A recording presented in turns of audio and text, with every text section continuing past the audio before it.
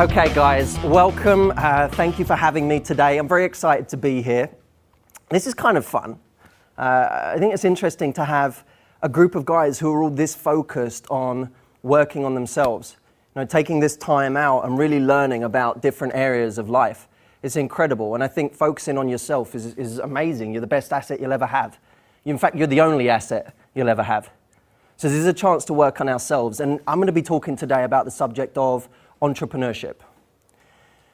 Now, in the interest of finding out who this is really going to appeal to, how many of you have ever thought of running your own business, have your own business right now, or just know you will in the future? Let me just see a show of hands. Okay, so just about everyone in the room. So what I want to do today is talk about my experiences of entrepreneurship and give you it as I've really seen it. Because to tell you the truth, the only thing that I really know is the experience of me and the people that I've coached. And for those of you that don't know me or don't know me that well, my background has been, I started as a coach. That was where I began. I didn't begin as a business person, I began as a coach. And I began as a coach because growing up, it was like a mini obsession for me. Learning about what made people tick, understanding body language, understanding psychology, understanding what really made people confident. And that was the big one for me, by the way, was confidence. How many guys in this room feel like you could stand to benefit from having more confidence? Let me just see a show of hands. Okay, that was where I was. I was in a position in my life where I didn't have the confidence that I really wanted. You know, I actually felt like I missed opportunities in life because I wasn't confident. I would constantly be not the quiet one in the room, but I'd never really express myself in the way that I wanted to. I know that part of what you guys are going to be learning here is expressing yourself in the way that you want to and really doing the things that you want to, both in your business lives and your social lives. And I had that issue, is that I had so many things I wanted to do, but I just couldn't do them. I didn't have that in me. And I was so afraid of what other people thought that I didn't actually do it. I was terrified that someone was going to point me out or I was going to suddenly be in the limelight, and that was death to me. Now, people are always surprised by what I do now, because the truth is, when I was a teenager, the idea of public speaking was hell to me. I couldn't bear the thought of it. Now look at this. It's crazy, and this is a small event compared to an event that I might normally do. But this was like death to me. But when I started, I wanted to coach, and I wanted to work with people in the area of confidence because that was what excited me. I think people miss out every single day because they're afraid of what other people think, they're afraid of the rejection, they're afraid of standing out, of being different. And so I got to a place where I said, okay, I need to fix this for me. And it took me a little bit of time to really work out what was what and start taking those risks. But by the time I got there, I was ready to coach people. And I started to work with people one-to-one, and I started to do a couple of seminars here and there. But none of it, I didn't see myself as a business person. I was a coach. And one of the difficult parts of all that was, I was on one hand trying to master my craft, which was coaching. And on the other hand, I suddenly, as soon as I started really coaching properly, I found myself starting to be a businessman. Because I suddenly had so many people I was coaching that it became a company. I started a company, and that started to grow a little bit. And as soon as it did, I got exposed as not knowing anything about business. Now, I knew certain things that I could do or should do, but I just didn't know how to make that run and how to push that forward. So that was something that became a big deal to me, was how do I actually understand business and how do I move forward with that? Now, I want to go through a couple of stories with you that taught me a hell of a lot about business before I even had my own company. Because when I started out, I was studying real estate. That was at university, that was my course. I was in real estate. And I thought at the time, aside from coaching, which was my big dream off to the side, I also thought that I would deal in property somewhere along the way. And halfway through my program, one of the top companies came into the room, CB Richard Ellis, and they said, look, we want 5 people in the whole of the UK to go to China and work on our business. Immediately, even though at this stage I knew I wasn't going to be in property long term, immediately this was something that appealed to me. Because I was like, this is, China. I get to go to China. I get to work in a completely different environment. I'm all about experiences in life. Anything that can give you an experience, I love it. And also, one of the things I'm going to be talking about later on is how Any experience, as long as that gives you some element of success, can give you credibility for elsewhere. Okay, but I'll talk about that in a little while. So I decided, I really wanted to do this thing. And they said, okay, look, but we should tell you, this is available to everyone on your program. And we had, 150 people on our program. But they said, but it's also available to every other program like this across the country. So in total, they were looking for 5 people, a couple of boys, a couple of girls, and people were applying in their thousands. And on my program, they said, right, what you have to do in order to qualify, even in order to be chosen from your little program, you have to write an essay. And the 2 best essays will get selected to go into a pool with all of the 2 other best essays from all the other courses across the country. So I wrote this essay, and I really worked on it. I really wanted this. I hadn't wanted something this badly the whole time I was at university, but I really wanted it. And I just felt like it was different. I've always wanted to be different in life. I've always wanted to do something that wasn't quite the norm. And so I really tried on this one. And I got in, I gave in the essay, and I got a call about a week later saying, you got one of the 2 spots. You got one of the 2 spots to then apply to the main round of interviews. What I then found was I started asking friends, how was your essay? How was your essay? I started talking to everyone, and they said, oh, I didn't write one. And for most people that I spoke to on my program, they hadn't written an essay. Now, when the people first came into the room, there was this buzz in the room. Everyone was like, this sounds incredible. We're going to China, we're going to work there, we're going to do this, working for the biggest property company in the world. Everyone was so excited, and barely anyone had written an essay. So there's me thinking, well, I've written an essay. It's one of the top 2 in the whole course. Barely anyone had even written one. And then when I found out why, I found out that when the people that came said that people would be applying from all over the country and thousands of applications would be coming in, everyone suddenly had that switch in their mind that went, what's the point? So no one really applied. Everyone kind of backed down. And by the way, for the stuff you'll be learning this weekend about social interactions, that's what happens with a guy sees a really beautiful woman, and in that moment he thinks, oh, everyone wants her. And what he doesn't realize is barely anyone is going up to her because everyone's thinking the same thing. And so I was like this on this program. My essay was chosen. I was one of the 2, so I was excited now. And then they said, right, now you're going for the next round of interviews. So I had to travel to London to go for this interview. And I did this interview, and very quickly, one of the things I realized early on in life is that one of the greatest abilities you can have is the ability to sell yourself. And this was what I brought out in this interview. This was the thing that was important to me. So I really worked at it. I really went for it. I got through that interview, got through the next interview, and eventually got chosen as one of the 5 that went out to China. And so I went out to Shanghai that summer, and I was suddenly in this place where it was like, when you get to a place where you feel like you've broken through a barrier of success and you've done something you feel is big. And then as soon as you arrive at the next stage, you're like, oh God, now it's like a whole new level. And it's suddenly scary at that level. And that's what it was like for me in China. I suddenly got to China and I was like, this is the beginning. This wasn't the end. Getting the job wasn't the end. This is the beginning. Now I've actually got to prove myself. And I was sat at this desk in China, and I didn't know what to be doing with my time, and no one really gave me anything to do with my time. And so I was sitting there bored out of my mind, bored out of my mind. For a few days, I hated it because I had nothing to do. So I'm sitting there and I'm looking at all these guys around me, and even the Western guys around me, they're fluent in Mandarin. So everything they're saying, I can't understand anything. I'm just sitting there. I can't even learn from them because they're all talking in another language. So in the end, I always had a strong kind of feeling in me that whatever I'll do to create, I'll do. Now, those of you who watched my speeches before, you'll know I talk about the idea of waiting versus creating, and that you have to be a creator. You have to create at every opportunity, not wait. And my decision was I can either wait here and do nothing, or I can start doing something. So I went to one of the directors and I said, look, just give me the phone book. Give me the phone book, I'll just call through people. And at that stage, I barely knew what we were even selling. Right? But they said, oh, well, you can talk to people and see if they're interested in commercial office space right now. So I'm like, fine, give me the book. So I got this phone book.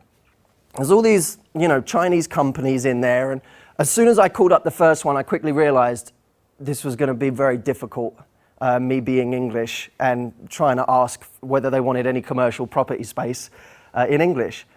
And so I started talking, and no one understood me. And then I thought, well, okay, what's the first thing I need to do here?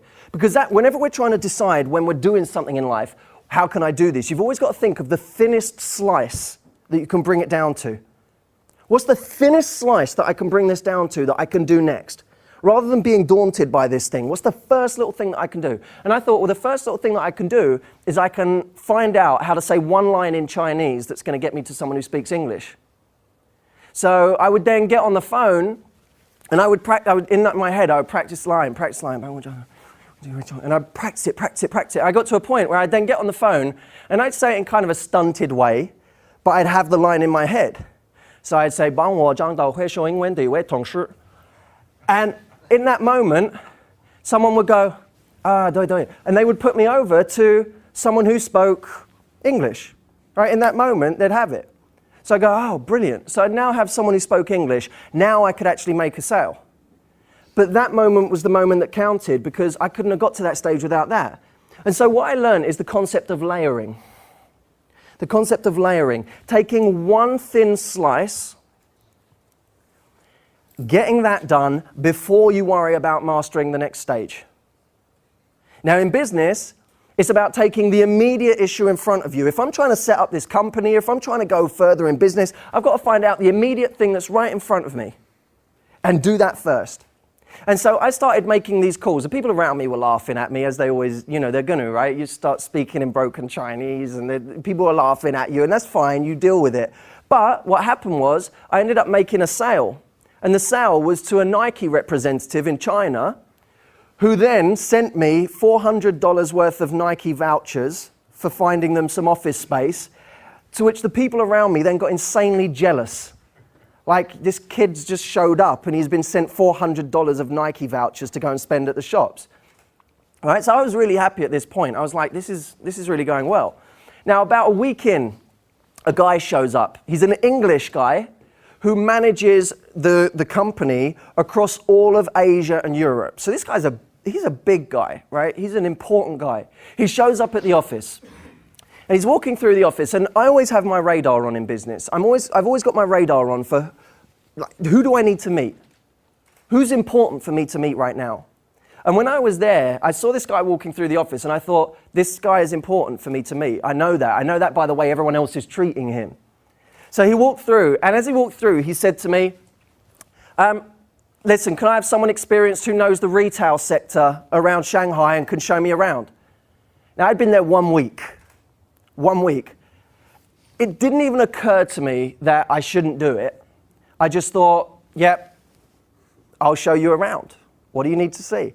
And he said, I need to see all the different malls and all the different shopping sectors and so on. I said, yeah, let's do it. He said, brilliant. So before anyone even had a chance to talk, and I said it quietly enough that no one else would really hear, because I knew the more experienced guys would look at me and go, what the hell is he doing? Like, this was a managing director of half the world, and I'd been there a week. So he said, all right, come on then, let's go. On my way out, I had to, because in China, you can't get, like, if you don't know the characters, you can't even get a cab anywhere. Because it's not like you can write the name down in English and show it to the cab driver. You've got to even know the characters. So I had to go to one of the guys in the office, not tell him why I needed this information, but I had to go, yeah, listen, what's the main shopping center in China? And he goes, well, you can go to this one over here. And I went, that's fine. So I took this, I gave it to the cab driver. He'd written it down for me in the characters. I showed it to him. The cab driver took us there. Me and this guy, we started walking around, and he was talking about, well, so what are the yields around this area? And I was making it up as I was going along. I was just saying it, right? And he was going, oh, that's really interesting. We were walking around and looking at these different shops and so on. And he said, so is this kind of the main strip? And I went, yeah, it's all happening here. You don't need to go anywhere else. And he was like, wow, that's really interesting. And we started talking. I started asking him more about himself and the business back home and so on. And it got to the point where, by the end of probably 2 hours of walking around and not seeing any of the retail, we just started chatting in a really friendly way. And he said, you know what, we could really use someone like you. And immediately my brain lights up. And he goes, what do you think of the office here in China? Right? I'd been there 1 week. He goes, just give me your honest opinion on the characters in the office. And I went, well, Peter, I started talking about things. But I didn't know anything. But I was in that position where I thought, you know what, my character, my personality is going to bring me through this. And sometimes in business you have to have that. That thing of, you know what, I don't know everything I need to know, but I know my personality or my character is going to carry me through this. And I got to the end of this situation and he flew back home and I got a call from him. And he said, listen, when you finish in China, come and see the HR department with me because I don't want you to go through the graduate scheme back home. I want you to you can come and work under me. Right? So immediately my brain lights up again. I'm like, wow, I don't have to go through the normal channel. I can just go and work directly under this guy. So I'm thinking, this is incredible. This is like, I've fast-tracked everything. And the lessons I learned were, layer your skills, do one thing, then the next thing, then the next thing.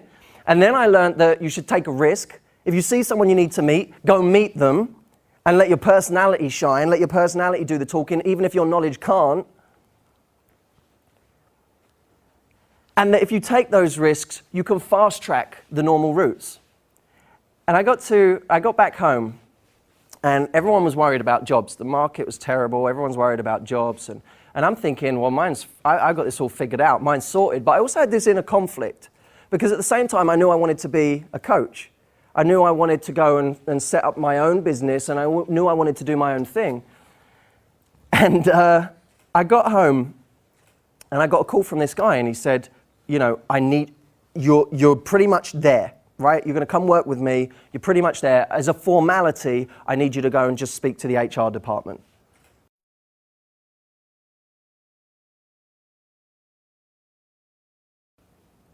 Now,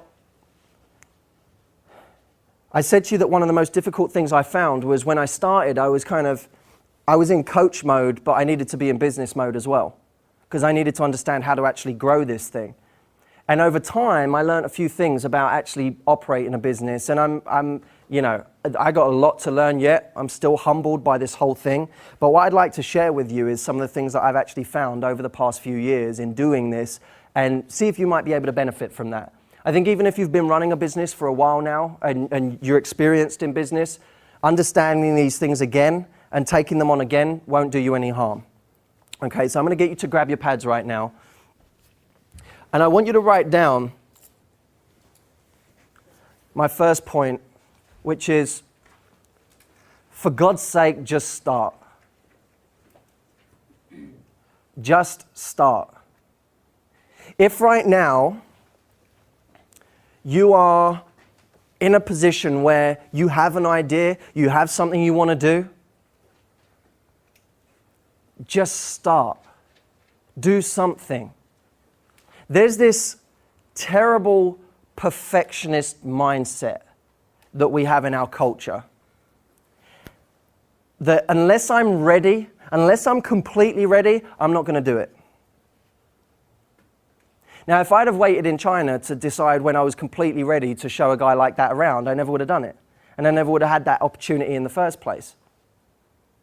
We have to be in a position where we say, I'll never be completely ready.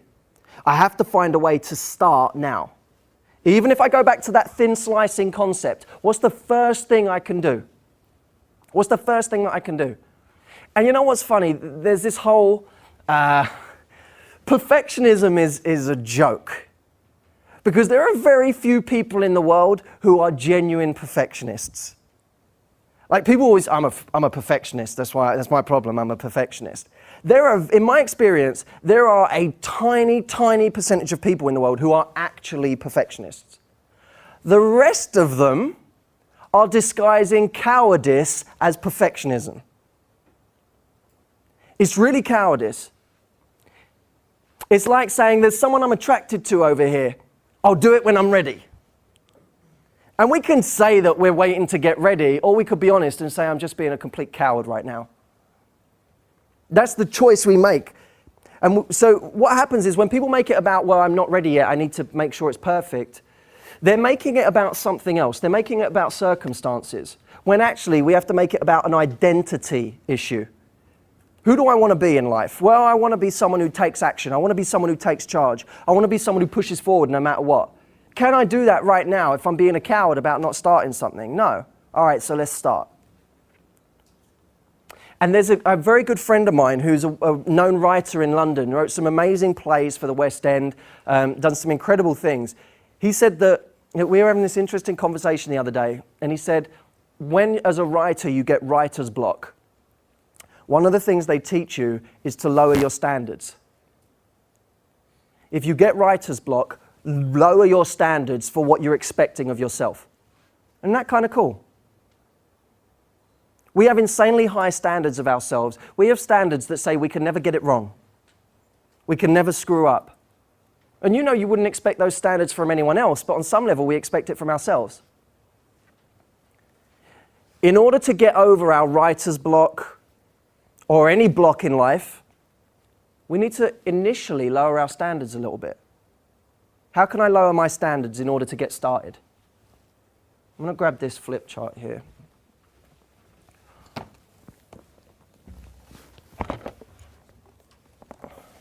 Am I hurting any camera angle with that, or is that cool?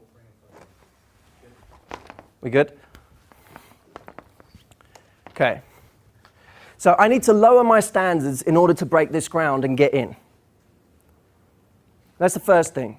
The second thing is, one of the things I've found in business is that most of what you will do will fall flat. Most of what you will do will fall flat. Not some, most.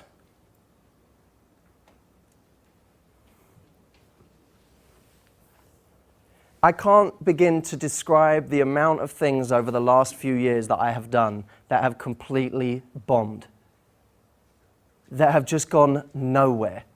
And they're all in my area, right? Because think of this, at this stage, I'm very proud of where I am, but in my area, not like failed business ventures that I then abandoned. No, in this area now that I'm talking about, there are many things that I have done that have completely fallen flat. Most of what we do falls flat. And we have to be prepared for that. What's the problem? Can somebody tell me, what's the problem if you're not prepared for that fact? Giving up. Okay, at what point do you give up? Okay. After you fall flat. Okay, so after you fall flat, you give up. Why do you give up at that point? I don't know. You just, because you fell flat and you feel bad about it. Okay, let's get this gentleman a mic at the back. I'd say it's because you don't know like where to go next. You're not planned for it, so you don't know what happens next. You're not sure. Maybe you don't know where to go next.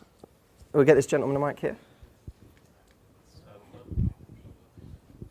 For a lot of people, it's the sense of failure. It's the sense of failure. Yeah. It's the why me mentality. It's something specific to do with me. One of the most incredible gifts that you can give yourself in life is the realization that everyone is screwing up just as much as you are, if not more. In fact, some of the best people are screwing up 20 times more than you are. I was very fortunate in the sense that when I went into business, I had some partners and I had some people around me who were fantastic in business and were a little bit further than me too. So I got to watch them as they developed, and they were a bit further than me. And I got the privilege of seeing them screw up big before I did. So then when I would, they would be a little bit further than me. So when I would trail them, if you imagine, they would be like here, and I would still be back here. Now, when they were here, they would have this massive screw up, this massive thing go wrong. And I would see it. So then, as I grew and got to that level and faced a similar screw up, maybe it was the same one, maybe it was a different one, I went, oh, okay, but that happened to them as well. Like this was supposed to happen. Most of what we do will fall flat. The problem is for the people in business who expect everything to go right. And when they expect everything to go right and it doesn't, they feel like it's some sort of personal failure, and they feel like it's something to become emotional about. Most of what we do will fall flat. Some of the biggest opportunities that I've ever had, or thought were the biggest opportunities that I've ever had, completely died and nothing happened with them. Have you ever had an opportunity you thought was going to be huge? You thought, oh wow, this is going to be a big deal. You got really excited about it. And then nothing came of it. That happened to me so many times. As soon as I got, one thing that helped me realize that most of what you do will fall flat is getting an agent. As soon as I got a TV agent, I got sent to meeting after meeting after meeting after meeting after meeting. And everyone in that world has this meeting where they go, oh, you're great. Yeah, this is great. This is gonna be huge. Oh, I can't wait to, and they get you all pumped up about it, and then they leave, and you never hear again. Like, that's it. You never hear again. You do meeting, I would have 2 of those meetings a week. And they would never go anywhere. Never. And I got to a stage where, and my staff will tell you, I would get back to the office after another meeting where it didn't go anywhere, and I'd be like, I could have been working on the business for that hour. I've gone to another freaking meeting, hasn't gone anywhere, and this is just a waste of time. I'd go back to the office, I'd be like, I've now got to catch up, and I would get a bit frustrated with it. And then the next time I'd get a call about a TV meeting, I'd go, what's it about? And they'd start telling me, I go, has it been commissioned yet? And they start talking about it, and I go, all right. And I'd go with a completely different energy because of what I'd already experienced. Now, the funny thing is, the more of those I did, the more attuned I got to what people were really looking for. And I got to a point where a couple of little things started to bite. I started getting invited to a couple of shows, getting invited to a couple of morning programs. And then last year, I had a really good break when I did This Morning, a big show in the UK. I did that for a period of about 6 weeks. And I was on there every week, and suddenly I was there. And then after that, I would start getting a few other calls. This year, or the end of last year, we just got called into a meeting for MTV, for a brand new show. Get called into a meeting, have the same meeting that I always have with people where I don't think it's going to go anywhere, and then suddenly they get a call back. They go, oh yeah, well, no, we want you. And then that's become like a big thing this year, is we're doing a full-on series with MTV. Comes out later in the year. It's been an incredible thing. But most of what you do will fall completely flat. And we have to be prepared for that. The way that we prepare for it is we have several plates spinning. Have several plates spinning at the same time. Don't just have one plate spinning, have several.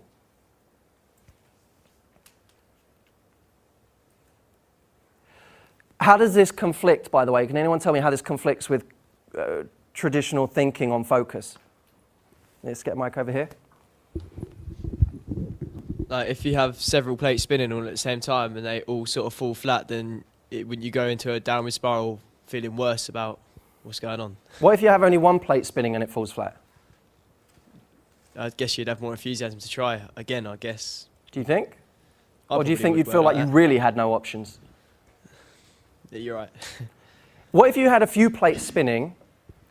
What does traditional focus thinking tell us? We can maybe over here? Yeah. You'd spread yourself out too thin. So if you have many plates spinning, You'd spread yourself out too thin. you'd spread yourself too thin. And there are tons of books written on focus that say you have to focus on one thing. In order to do that well, you have to focus on one thing. The problem I have with that is that very often you don't know what thing is actually going to produce